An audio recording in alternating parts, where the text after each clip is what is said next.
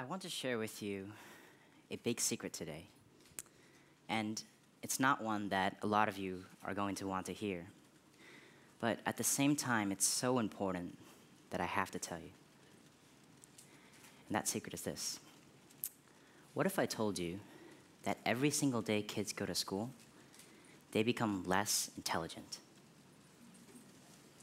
Now, how could that be possible? When kids go to school, they learn things, right? And they accumulate more knowledge. So if anything, they should be getting smarter. How could they possibly be getting less intelligent? What am I talking about? Well, I do hope to illustrate that to you today. Before I turned 14, I was a kid that did not know what he wanted in life. So usually when you go up to a 5 or a 6-year-old and you ask him, what do you want to be when you grow up? He'll say an astronaut or a businessman. I wanted to be a professional Call of Duty player. And since I had no idea about what I wanted to be when I grew up, I just listened to my parents almost 100% of the time. I trusted that they knew what was best for me. My parents wanted out of me what any typical parent would want out of their child. So go to school, keep up your grades, get out and exercise once every few years. And I was trying to do everything they asked of me, except the problem was, I wasn't even that good at school. I was terrible at science, couldn't write a 5-paragraph essay if my life had depended on it. And to this day, I still think I'm the only Asian kid in the world that doesn't understand math. I really do. But when I turned 14, that all changed. And I was no longer this hot air balloon floating around in space. I was now like a supersonic jet flying towards my destination at like 50,000 miles an hour, or however fast those things go. And this change all started when I received an envelope in the mail. It was an invitation, not to a birthday party, I didn't get any of those, not to a playground, but to a business plan competition down in Boston. And I was curious. I was just so curious that I had to go. And the program director explained to us that over 5 months, we would form a team, develop a business idea, and present this idea to a panel of judges who would be judging us on, how good our suits are and how good our business ideas were. And long story short, over that 5 months, I formed a team, developed an idea, and we actually ended up winning that competition and taking home a check. And that one event sparked my interest for going to more and more of these competitions. And over the next 2 years of my life, I actually went to dozens and dozens of these competitions, and I was winning almost all of them.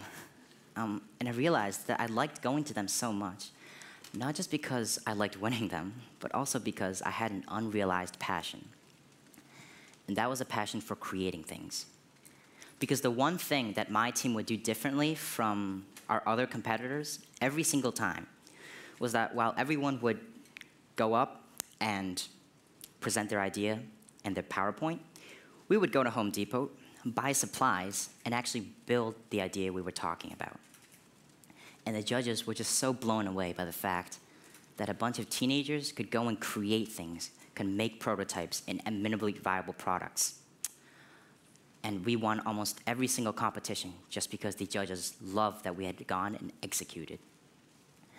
At one of these competitions, I met a short-tempered, middle-aged Polish guy named Frank. And if he's here today, I better run after this. And he came up to us, and he took a look at our prototype, and he said, I can help you guys turn this into a real company. Think about that. Isn't that cool? We as 16-year-olds were going out into the world and creating a real hardware technology startup. And at first, we were all like, time to be Steve Jobs, let's go build Apple, dropping out of school now.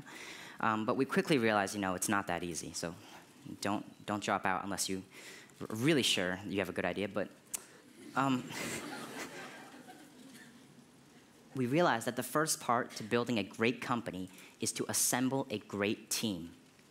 And as students, we couldn't go to bars to network. We couldn't go to networking events for adults.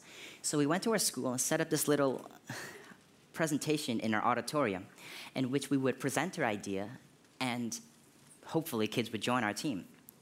And we sent out an invitation to our entire school. And the first thing we noticed is that almost no one showed up. There was almost no interest. And those who did show up spread the rumor around the school. And throughout that week, we were actually mocked. We were made fun of for our ideas and for being wannabe Mark Zuckerbergs.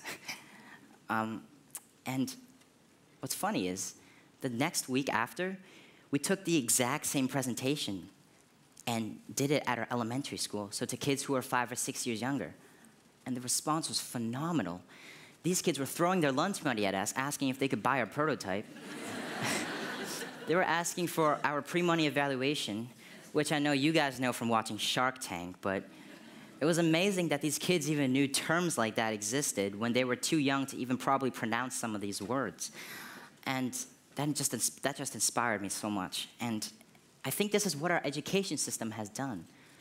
Over just these 5 to 6 years in the education system, these creative children have turned into these teenagers that are unwilling to think outside of the box. So let's go back to that secret I was talking about. How is it possible that school is making kids less intelligent? The fact is, there is so much more than just one type of intelligence. And while school can make you more academically intelligent, it can teach you physics, algebra, calculus. It is diminishing the children's creative intelligence. It is teaching them to think a certain way, to go down a certain path in life. It is telling them, go to high school, get a diploma. Go to a good college, find a stable job. And if you don't do that, you won't be successful. And if that was true, how am I even standing here today? How did I, a straight C student, start a technology company at the age of 16? And how is my company, which was featured on the Wall Street Journal last week, doing better than some of the companies started by Harvard or Stanford graduates? It must be something that can't be measured by academic intelligence alone. So here's what I believe. Parents, teachers, educators, you have the power to influence and inspire youth. The fact is, there are way too many people out there right now who are obsessed with telling kids to go to college, to find a good job, and to be successful. There are not enough who are telling kids to explore more possibilities, to become entrepreneurs.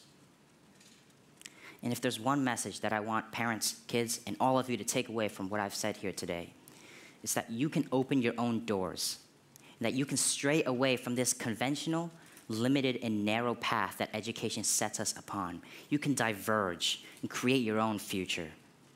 You can start your own companies and start your own nonprofits. You can create, you can innovate. And if there's one message I want you to take away from everything I've said, it's this. No one has ever changed the world by doing what the world has told them to do. Thank you.